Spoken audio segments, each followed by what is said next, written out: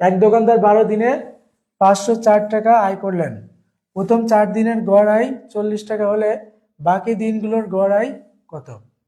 কি বলছে? 12 দিনে আয় করে কত টাকা? 504 টাকা।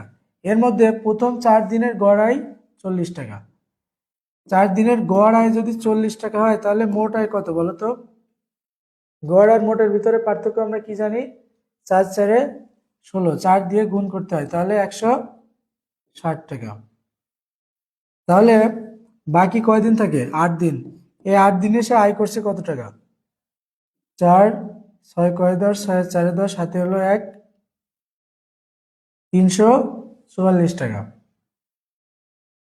তাহলে 8 দিনে আয় করছে কত টাকা? 344 টাকা।